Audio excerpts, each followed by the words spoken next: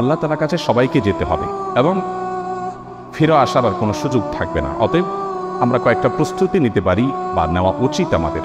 Number 1, আমার ইমানটাকে একটু পরখ করা, যে আমার ইমানটা আসলে ঠিক আছে কিনা, আমার বিশ্বাসটা, আমার ফেথটা ঠিক আছে কিনা, কোনো ত্রুটি আছে কিনা, এটাকে নিয়মিত কারেকশন করা, বিশ্বাসটাকে, ইমানটাকে ঠিক করা। নাম্বার 2, ভালো কাজ দিয়ে গোটা জীবনকে সাজাবার চেষ্টা করা, যে আমার প্রতিটি কাজ হয় ভালো নয় মন্দ, হয় নেকামল হিসাবে গণ্য হবে না বদামল হিসাবে গণ্য হবে। মিজানের পাল্লাতে 2টা অপশন আছে, থার্ড কোনো অপশন নাই। আমি যেটাই করি না কেন আমার প্রতিটি মুহূর্ত হয় আমার ভালো কাজে গণ্য হবে, আর না মন্দ কাজে গণ্য হবে। অতএব এই বিবেচনাটা সবসময় করে হিসেব করে চলা। নাম্বার 3, সবসময় তওবা করতে থাকা। আমরা মানুষ ভুল হতেই পারে, অতএব প্রতিনিয়ত তওবা করে করে কারেকশন করে নতুন করে পথ চলা শুরু করা। নাম্বার 4, মৃত্যুর স্মরণটা বেশি বেশি করে করা। যত বেশি মৃত্যুর স্মরণ, মৃত্যু নিয়ে ভাবতে পারবো, বিশেষ করে কবরস্থানে যাওয়া।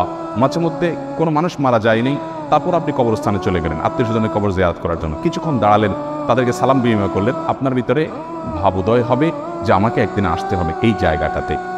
নাম্বার 5, কোনো ওসিয়ত করার থাকলে মৃত ব্যক্তি মৃত্যুর আগে জীবিতদের উদ্দেশ্যে ওসিয়তনামা লিখে রেডি করে রাখা, মৃত্যুর প্রস্তুতির অংশ।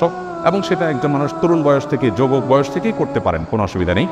এবং নাম্বার 6, আল্লাহর কাছে ইমানের উপরে অটল থাকার জন্য দোয়া করতে থাকাই। আল্লাহ তাআলা আমাদের সবাইকে আমাদের জীবদ্দশায় আখিরাতের প্রস্তুতি গ্রহণ করে দুনিয়া থেকে যাওয়ার তৌফিক দান করুন।